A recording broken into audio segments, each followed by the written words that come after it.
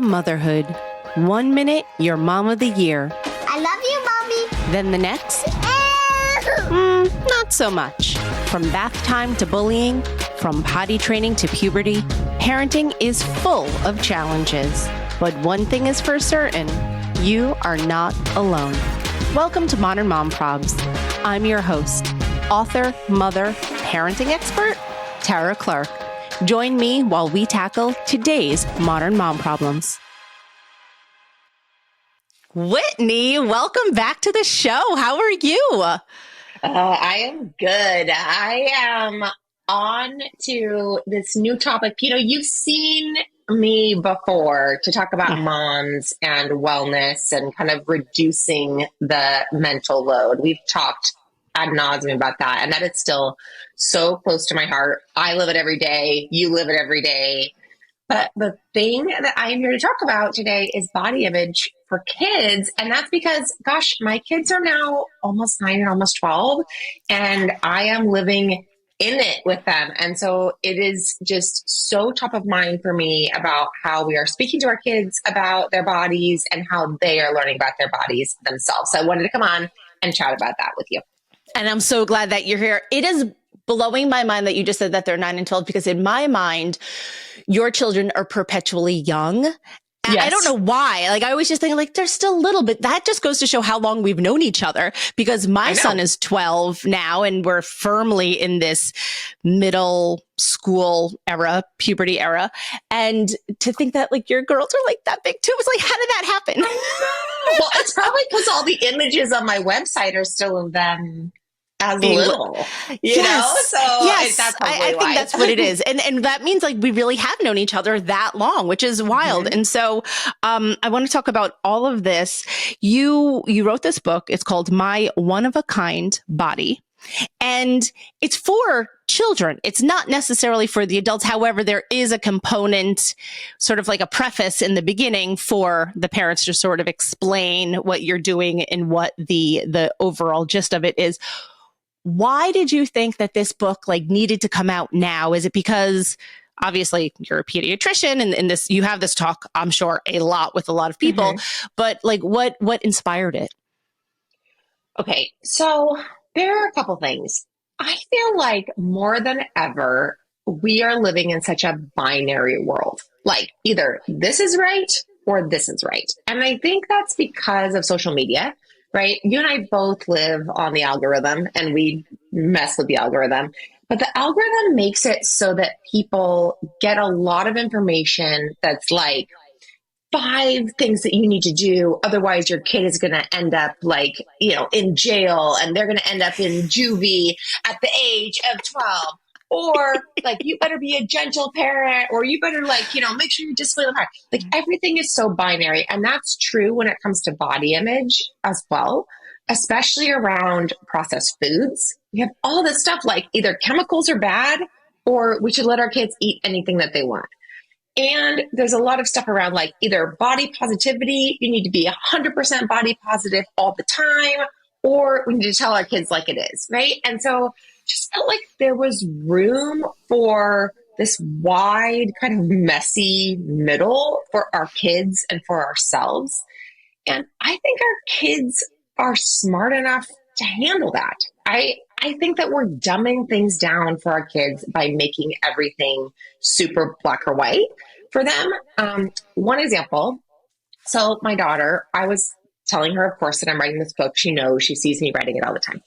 And we do a lot of work talking about images that we see or messages that we get when we're watching shows. So we've been watching a lot of dumb blonde movies, her words, not mine, right? Recently.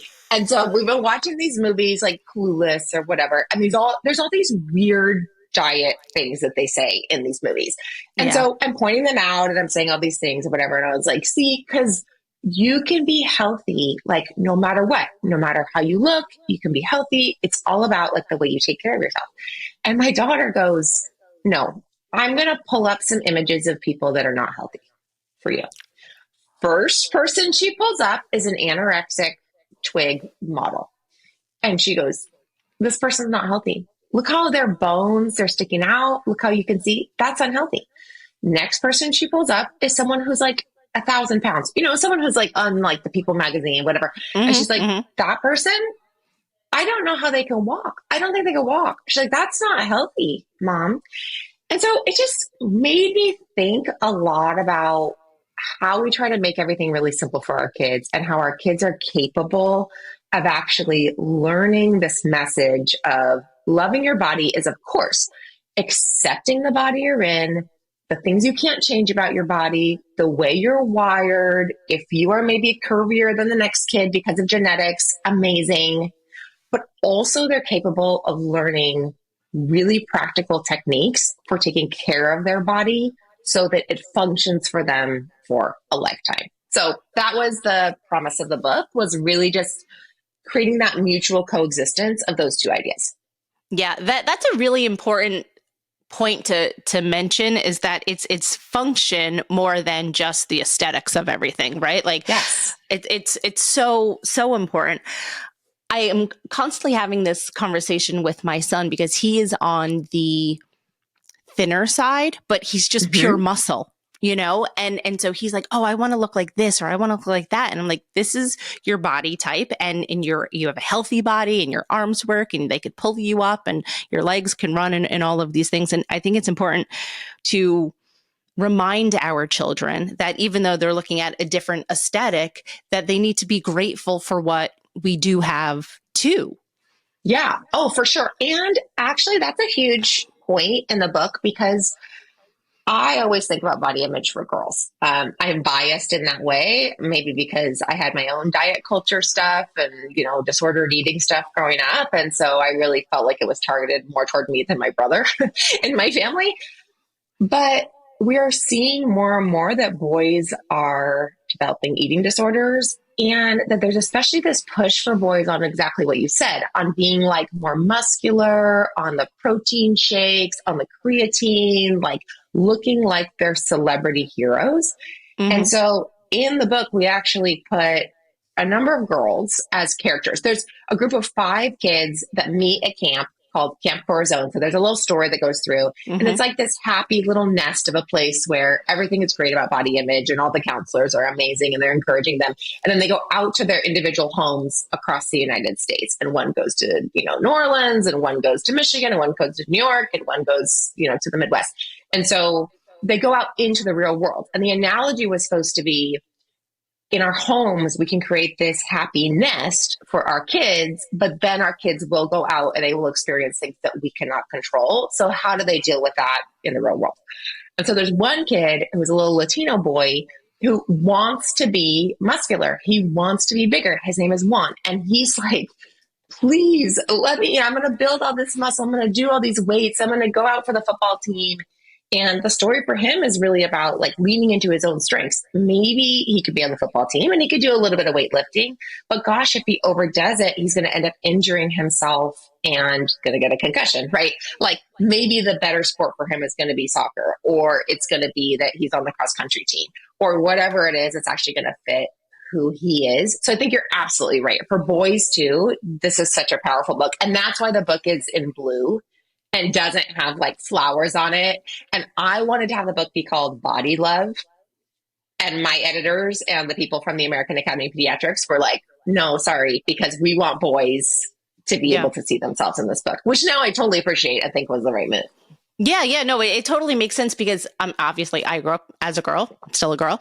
And so I know what the 80s and 90s and the early 2000s diet culture was. And so it's still unfortunately ingrained in my mind. But now as a mother to a son, I see what it's like for the boys to, and even with my own husband, honestly, like I see that they're actually just as ingrained in it as we were as females. Yeah. And I never thought that they were. And I see, this sounds bad, but I'm just going to say it. I see a lot of fat shaming amongst my son's friends, which is heartbreaking. Because again, you think, oh, boys don't care. No, boys care. This is an everybody issue. This is not just a girl mom issue or a boy mom issue. It's an every parent issue. And so that's what I love about your book. And you do have 5 amazing characters in there. But now I want to go back to that concept of the diet culture that we grew up in, Yeah. grew up with. And I know that it was almost even worse for maybe our moms. Like my mom talks about the 70s and what they were doing. And like she tells me, and maybe she has a different sort of scenario, but she tells me that she used to walk around the track, you know, like a running track. She used to walk around a track smoking a cigarette and not eating. And like that was the diet in the 70s, or just drinking coffee, like drinking coffee and working out and smoking cigarettes to stay thin. And I'm like, that is wild. You wouldn't even think about that. And that goes back to what you were saying way in the beginning about people who are thin but unhealthy. Yeah. Oh, yeah.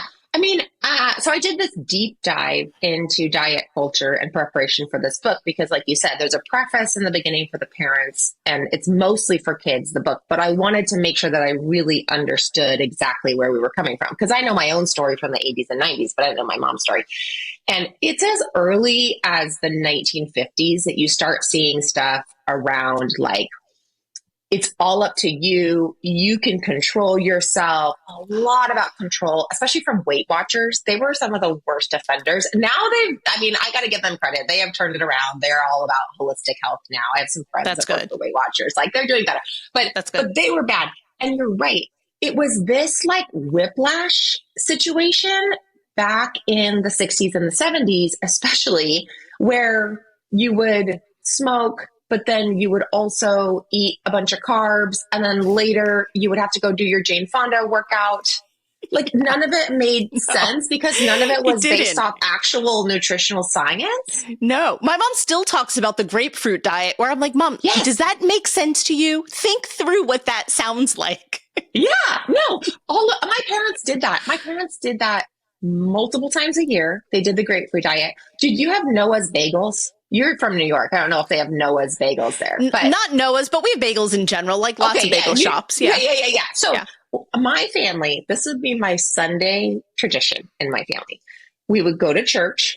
Then we would go to Noah's Bagels. We would pick up 2 dozen bagels. 1 dozen was to be eaten on that Sunday, divided amongst the 4 of us. And then the rest would be for school lunches. And then we would head up like Taco Bell, Macy's, Mervyn's, and then go home after I'd consumed like 6 bagels. And then there would be exercise equipment waiting for me in the garage. No. Not just for me to do, for my whole family. Everyone. For everybody. Like, what is that?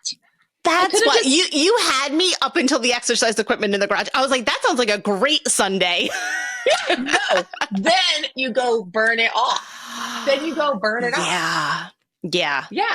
And, no, that makes sense. And you talk about, and people talk about in your family, like, oh man, you know, like, oh gosh, I got to lose these 5 lbs, or like, don't look at me in the shower. I'm going to wrap this. Yeah, that was in the book. That was a story that you had in the book, is that the mom was in the shower and she asked her daughter, can you grab me a towel? Cause I don't want you to see my fat body. My heart like sunk when I read that. I have chills now just thinking about that, how sad it is for children to hear that. I have a really close friend. She's also a content creator who was telling me a story once about her whole childhood.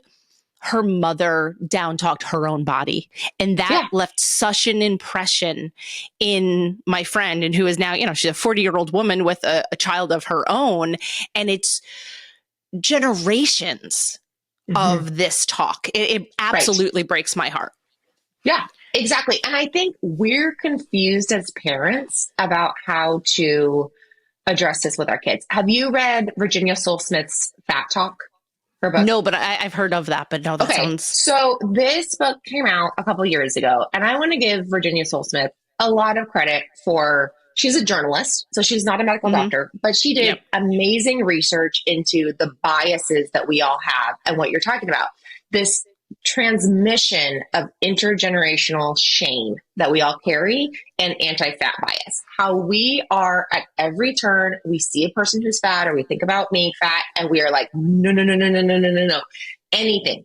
And she talks a lot about the science behind, for kids, if you try to restrict a kid who is maybe already overweight, then that kid tends to eat more food. And like the studies show, they become more overweight later, which makes a ton of sense to me when you think about like behavioral science and behavior change. Okay. But then at the end of the book, and this is where, when you're not a scientist or you're not a doctor, things can go off the rails. Her solution was basically, so I just let my kids eat whatever they want. Like they can eat Oreos, they can eat like Cheez-Its, they can eat whatever they want. We have no limits. Everything is a free for all.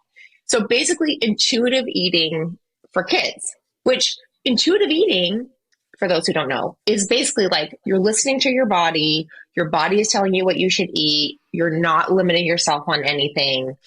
It's a great tool and resource for people who have a history of eating disorders or restrictive eating, who need to be able to say, like, I'm just going to not think about it constantly. But it's not a good tool for our children. Our children don't have executive functioning. Our children are driven by their dopamine urges. My kid with ADHD is a total sugar hound. She's like going to eat only Oreos, and she's going to have a tantrum and not sleep and have a stomachache. My kid with autism is going to eat only bananas, to bring it back to something that's not even considered like a quote unquote junk food.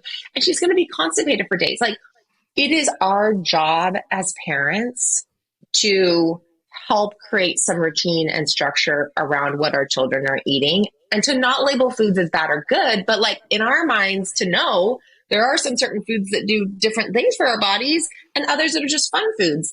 And it's cool to have both, but we can't just let our kids decide. We would never do that with anything else. We would never do that with screens. We would never do that with, them spending money. We would never do that with anything. So how can we do that with food? And I think it's because we have this whiplash of like, things were so bad. We don't want it to be the way that our parents did it. And so we're going to go to the opposite extreme. And that harms kids just as much. So that's honestly the other reason I wrote this book, because I'm like, hey, good job, Virginia Soul Smith, and clapping the cat thingy.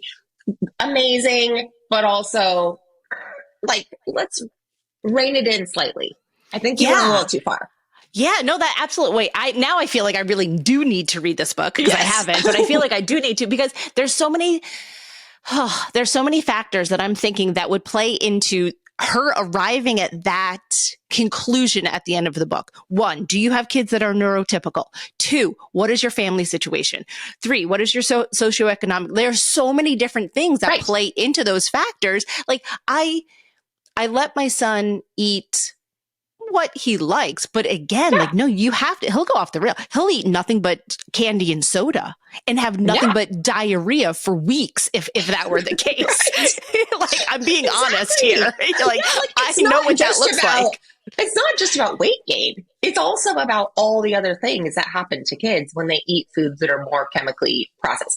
And here's one thing I want to say to your listeners. I'm very strong about this. You know how there's this fight that's happening in America right now around like ultra processed foods and then like not processed foods. And then people go, well, all foods have chemicals in them. So how can we label one food as processed or not? I'm like, I'm sorry.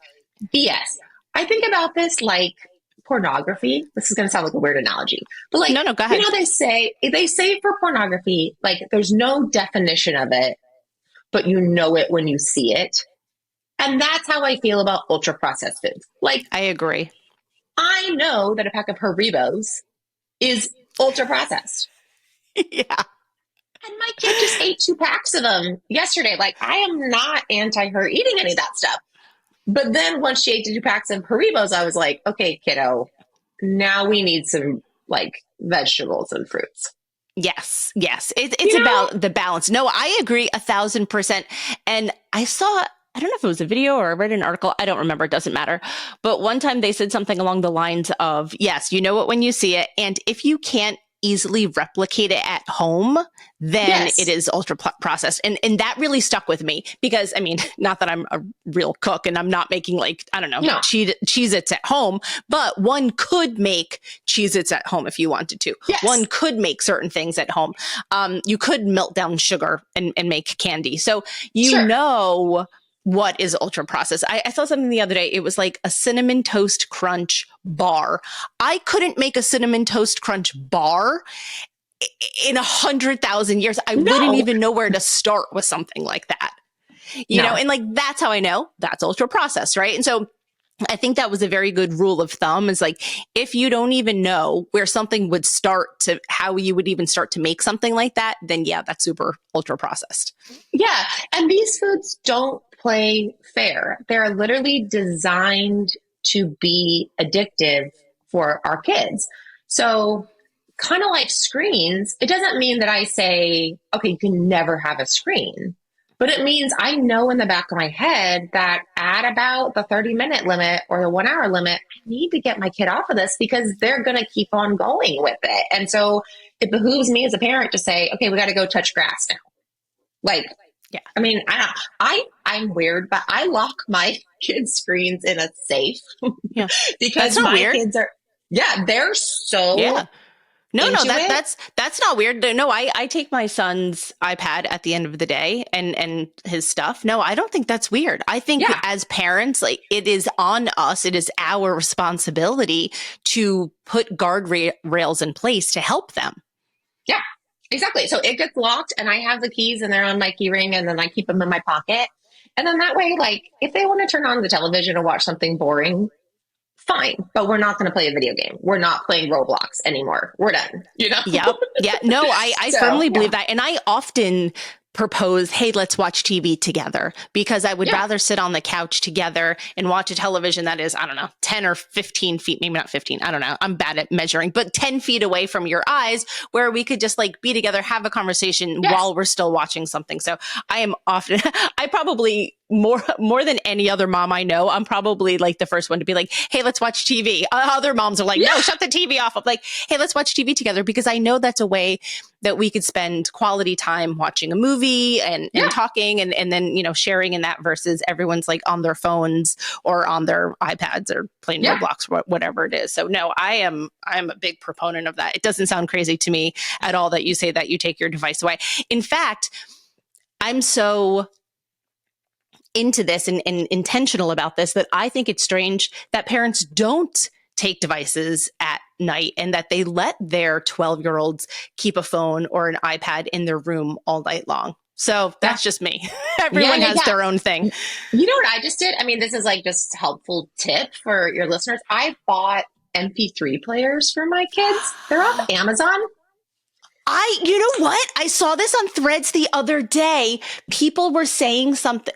Maybe it was Jonathan Haidt posted about it. Somebody, anyway, on Threads posted the other day about, now that many of the schools are banning phones in the classrooms, kids are bringing MP3 players to school, because at the end of the day, they just want to listen to music, or they want to have access to be able to listen to music. And so it wasn't necessarily the phones, it was the music. And I thought that was like super, super interesting. So yeah, tell us about that. Yeah. So, okay, it costs $50 per. You can connect it to the internet and it plays. You can decide what apps you want on it. I have Apple Music, audiobooks, and Spotify. So my kids can listen to podcasts, they can listen to a book, or they can listen to their music. Now, sometimes the music, I'm like, girl, this is not appropriate for you. Like, I'm the kind of girl you want to chew all of my bubble gum. I'm like, you know what that means, right? Like, but they don't, but they do, you know, like, it's they not like good. kind of, yeah. Yes. Yeah. So that's, you know, an issue, but I do that at night. So they have their iPads at different times, but at night I do that because then I know they're not going to be looking at the screen. Yes. And they're just listening to the thing. And I have found for sleep, because my autistic kid needs something. She needs input to fall asleep, but I was struggling because then she'd be up all night with the iPad. So the MP3 player, super cheap, super easy. You can connect it to Bluetooth. Like, so 10 out I of 10. love that. You want to talk about takeaways today? Like, that is a key takeaway. And like I said, I just saw someone talking about it the other day on Threads. And I laughed to myself because I was like, oh my gosh, I haven't even heard the phrase MP3 player in years. And I love it that it's making a comeback. I think that is fantastic. Love. Just Amazon MP3 player. I mean, I don't know which one. I picked the one with like the most reviews like I do for everything on Amazon. Same. Yeah. That's me too. Well, I was buying something the other day. I forgot what it was. And it had like the most reviews. And I was laughing to myself for that very thing. I'm like, isn't that wild that as a society, we're just like always going like, okay, what's the highest ranked thing? Okay, done. Here's my 20 bucks. I think I literally was buying something so stupid, like a tablecloth for my dining table. And I was like, how well reviewed is this? Like, it doesn't matter. It's a tablecloth. I'm sure it's fine. It'll get wrecked in the wash. It's going to get ruined anyway. I don't know why I cared. Exactly. But yeah, so I think about it the same way as I do screens. And I think that that's more helpful. I think that helps us be more logical or commonsensical about food and about exercise, because screens, we don't have the same type of moral attachment to it that we do to food. And so I think that makes it a lot easier. And the other thing I was going to say about the book, we put in activities like exercises. So you go in and you read the stories of these kids, but then there's a lot of room for reflection and for people to actually put in their thoughts. We actually thought about it for like school systems about helping to improve the information that we're giving to kids there. Because I don't know about you, but my daughter comes home sometimes and tells me some crazy things that they're talking about in health class in terms of nutrition and exercise that I am like, girl, we're 1980s on this. What's happening? No. Are you serious? Yeah. Oh, yeah. No, they had to make a list of like, well, first of all, they're doing food labels, which I'm like 50-50 on it. I get it. I like it. That's like some food literacy. But the takeaway that she had from it was like, I need to eat less sugar foods. It says this has more carbohydrates. And I was like, ooh, I see this going back to the same thing of what we did before, like keto diet or low carb diet or Atkins, like all of that stuff is that we're kind of getting in that same gray area. And I want her, to your point, to be looking at, could I make this at home? Does this grow in the earth? Like, is this a food that I could find naturally in my environment? Or is this a food that somebody made fully in a chemical plant? So anyway, so I think there's room in terms of school, but also we designed the exercises or activities for kids to just be able to have a point of stopping and reflecting and thinking about, how does this apply to my own life? Because my kids, I know they're not going to read a full-on book and then digest it and come out and be like, yay, now I'm body confident. Like, that's not happening. I actually asked my son, I said, hey, do you want to read this? I said, it's a little bit about body image. It's a little bit about puberty. And he's like, I just want to be done with puberty now. Yes. My suggestion for this book for your readers is, it doesn't matter. I asked my kids too, of course, do you want to read this book? No. I would just leave it out on the coffee table or leave it in your kiddo's room and let them peruse it. There is a few little things about puberty. So it has some pictures of there is a picture of a penis. There is a picture of a vagina. So that might, in a good way, kind of make your kid be like, ooh, what's this? But they might not read it in front of you.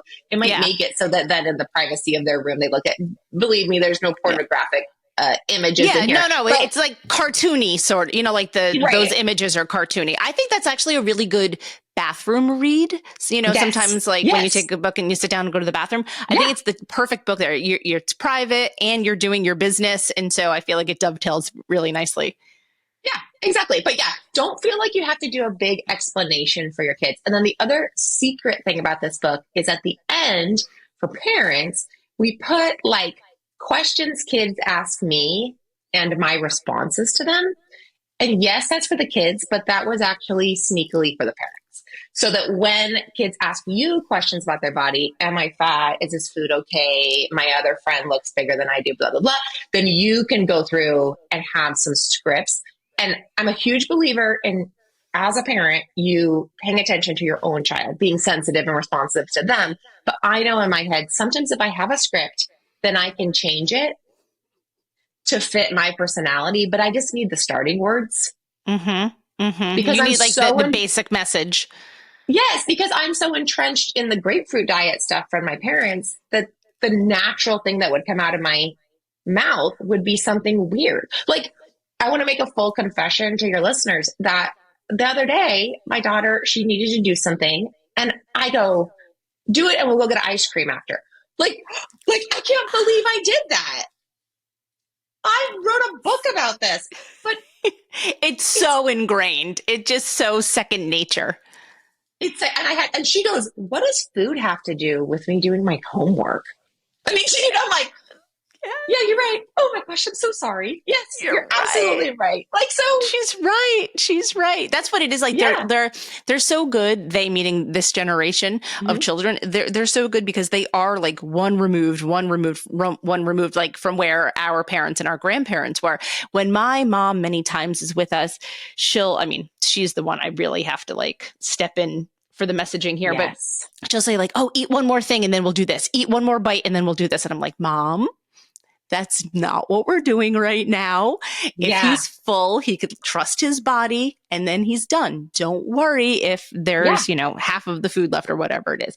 And so we're sort of caught in this sandwich generation of messaging from what our parents had done for generations and what they heard from their parents to helping our kids. And so what would you say to us, the sandwich generation?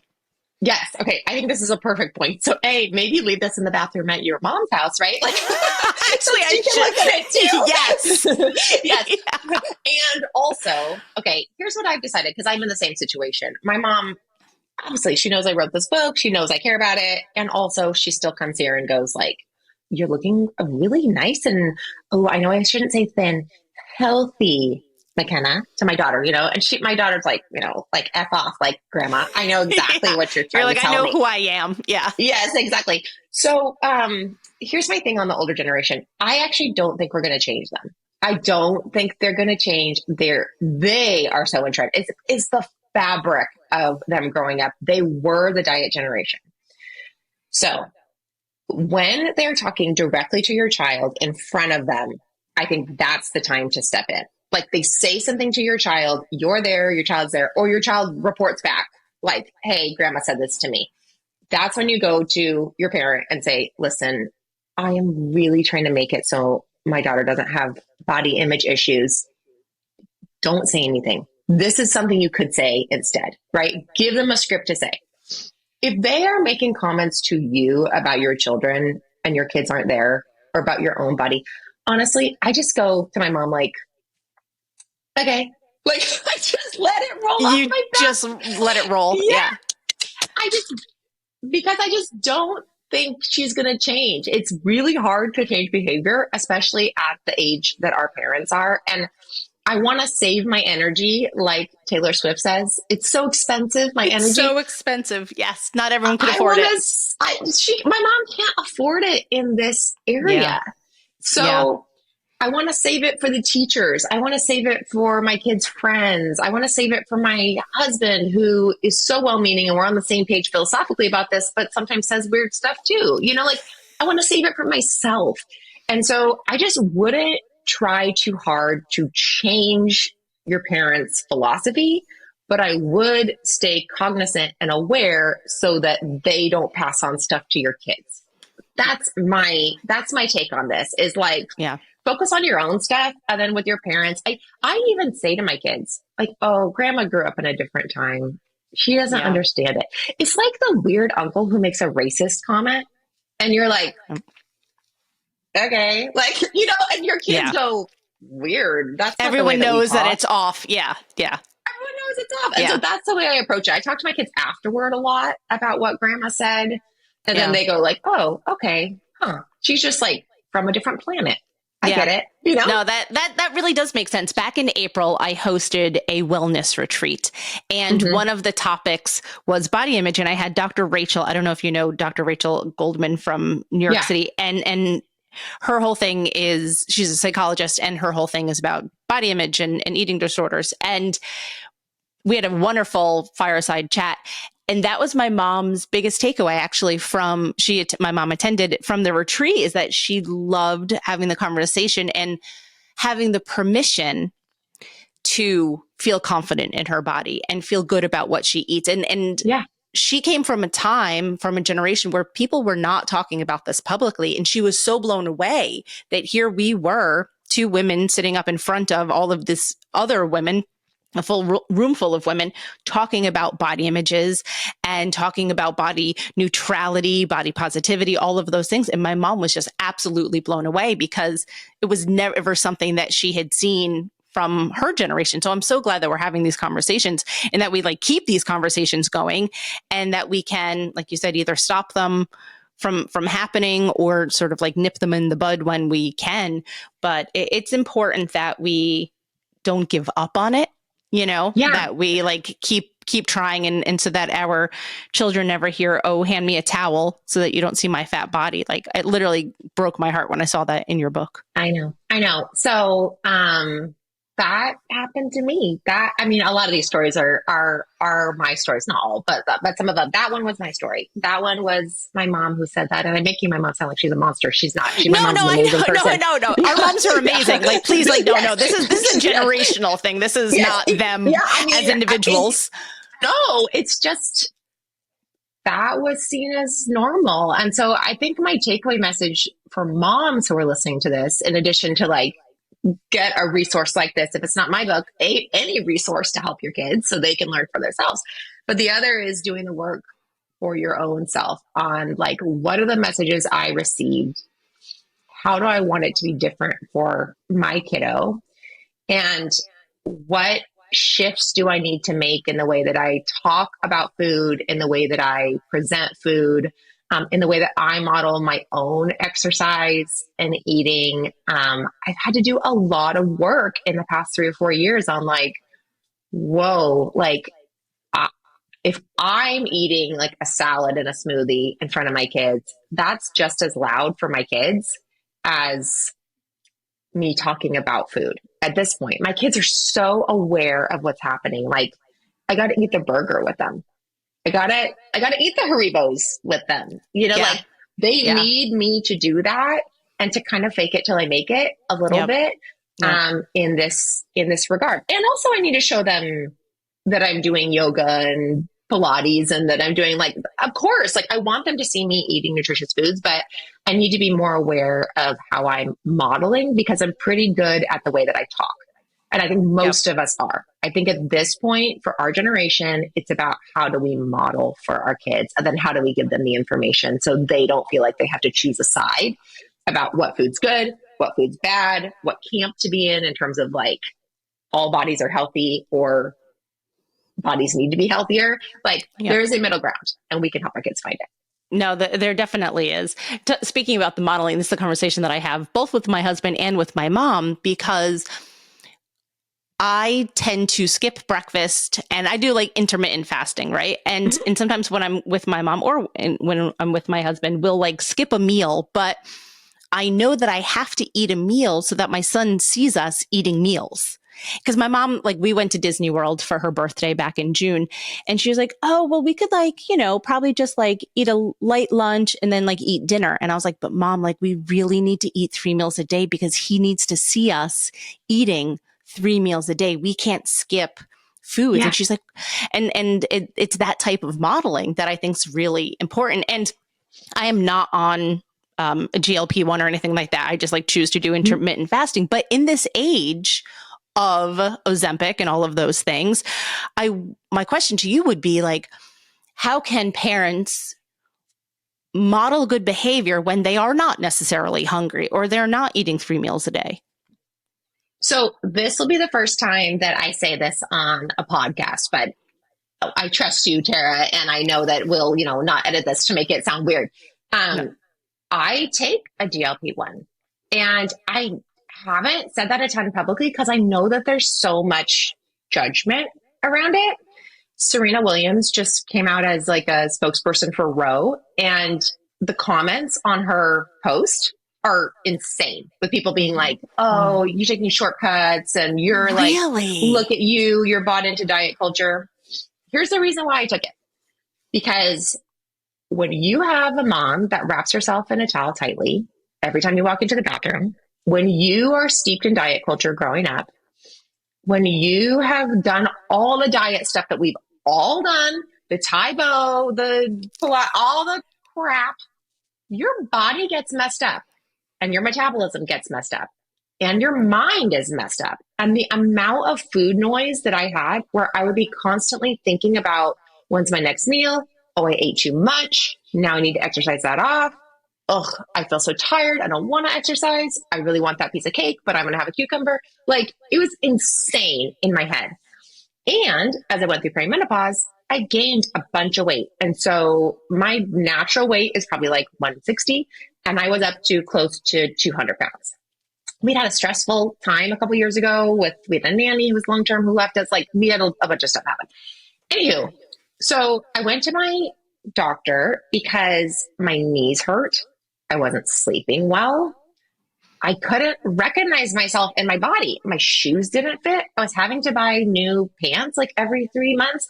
And I know they say like, what should you do if you're like, your pants don't fit? Buy a bigger pair. I'm like, BS. Nobody wants to buy a new wardrobe every 3 months. Like see, this is what I mean about like being extreme. Like, no, that's unfair to me. I didn't look like myself. Okay. So I started a GLP-1 and I did lose weight, but more importantly, the food noise went away almost immediately. And the peace that I found in being able to model healthy behaviors for my kids was such a relief. I could eat the Haribos with my kids. I could eat the hamburger because I knew that I would be able to like eat what I was hungry for and then stop eating it. I do have to make sure that I eat 3 meals a day because like you said, sometimes I'm not hungry in the morning, but I want my kids to see me eating and because it's good for me to eat 3 meals a day, right? Like I need to eat protein. I have to do strength training because otherwise my bones are I'm going to break a hip on this medication if I don't. Like there are some things that I need to do for myself and for my kids to make sure that I'm modeling. But I think that far and away, I'm a more body confident, body positive person with my kids on this medication than I was before. And that's because I can think clearly for the first time about exercise and food. I really think of course, diet culture, it's easy to see how that puts us in a prison, how it's all about rules and rigidity and you can't do this. And like, you're about to lose control. So you better hold on to it. But I really think that the body positivity movement, even though it was not intended this way, it was intended to be about freedom and liberation. And you can be great in whatever size you are and you're worthy no matter what. But it has the tendency also to put us into a box, to put us into a prison of like, if you use this tool, then you're not a good soldier in our army. If you want to lose a couple pounds, then you must be like a diet culture person. Like, no. I just want to wear my clothes that I spent $200 on. Yeah. I just want to recognize myself in the mirror. I just want to be able to eat a piece of pie without worrying the entire time before and after. And so my conversations with my kids around it, I don't tell them that it's a weight loss medication because for me, it's more than that. Mm-hmm. I know eventually they're going to see the ads about Roe and stuff. I wish that the ads were different than they are, but I know that that's the way that they sell the medication. So whatever. I talk to my kids about how I take a medication that helps with my blood sugar and that helps with my mind around food. Mm-hmm. And my kids are like, cool. Yeah. Awesome. Great. They're like, yeah, that's fantastic. Yeah. As I've taken it, we've had more conversations now that my kids are getting older and they've seen the ads to go like, oh, I see that that's a weight loss medication. Like, oh yeah, different people use this medication for different things. Yeah, no, I have a friend who, yeah, no, absolutely. I completely understand. I have a friend who takes it and she said it knocked down her body's inflammation like you cannot even imagine. And she said it was such a added side effect or bonus that she wasn't anticipating that. And she's like, I could think clearly. My joints don't hurt. She had a lot of joint pain and she's like, my joints don't hurt. And she's like, it just took everything down, all of the inflammation in her body. It just took down. And she happens to be getting fitter and losing weight too. So it's, I've heard, wonderful things about that. Full disclosure, I tried to take it once. It made me so nauseous that I couldn't get past the nausea. And I was like, I'm just not gonna, I just can't do that. Yeah. Yeah. No, and it's not for everybody. And I think there are people who are actively having an eating disorder that it can make their appetite so low that then they will lose too much weight and then have a problem, I mean, like, this is something you should be doing with a therapist and with a medical provider. So I want to say that fully. But to me, the bigger picture is about now we've attached morality to this medication. What Yeah. are we doing? I should be able to choose the tools that give me peace in my body. Yeah. Full stop. Yeah, full stop. Because that's the thing. Like, no one's going to put morality judgment on high blood pressure medication or high cholesterol Exactly. medication. So why would you do it on something that helps level your blood sugar? It doesn't make Exactly. sense. Exactly. So I have a hope that as more and more people take this medication, as we learn more and more about it, as there are more and more studies that come out about the food noise piece, that people will stop villainizing it. There's also a ton of really cool research around addiction Oh, with that's it. interesting. Yeah. Yes, like people who are addicted to drugs, addicted to alcohol, that it helps curb that. And I think that's all a very similar pathway, right? I probably had Yeah. some food addiction stuff happening. Yeah. And So so, it's quieting the noise of those addictions. That's really interesting. I hadn't read exactly. those yet. Exactly. And you would never deny someone who had an alcohol addiction a medication that would help with that. No. Like, so maybe we need to think about our relationship with food in a different way, in a way Yeah. that's more chemical, as opposed to the way we think about it now, which is still highly tied to morality. Yeah. So, yeah, I hope this helps somebody when they hear it. It's scary to tell people, but that's the whole point, is that it shouldn't be scary. And so I'm going to keep on being loud about it, because I feel No. like otherwise people are going to keep on whispering about this. It's so weird. Yeah, it's wild to me that people would attach morality to it. I saw the headline about Serena. I did not read the comments, but that actually is wild. I feel after we hang up the phone, I'm going to have to go check that out, because Yeah. that just blows my mind.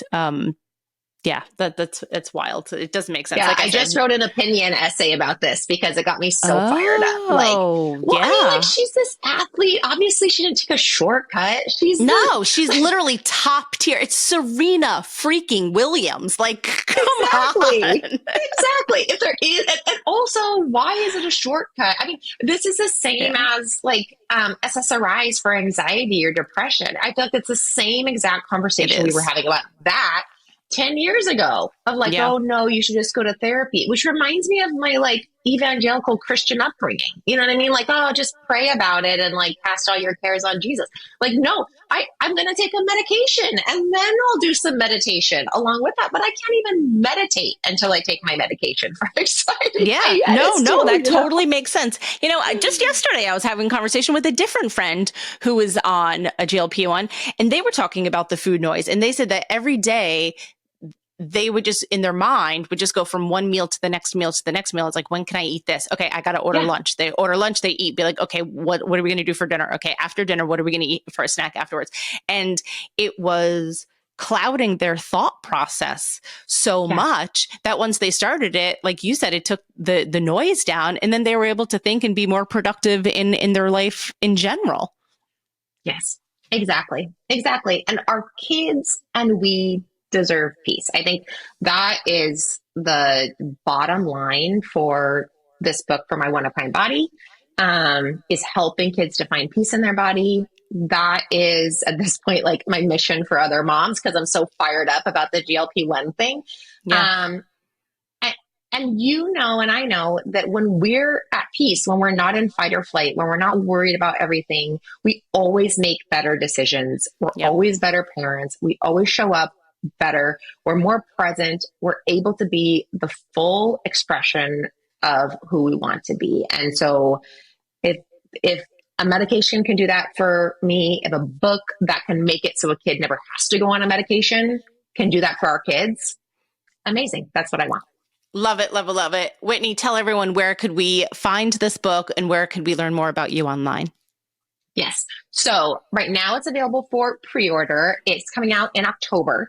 So if you go to raisingbodyconfidentkids.com, then you'll get to all the pre-order information. I created a whole mini course, like a video mini course for parents to go along with it.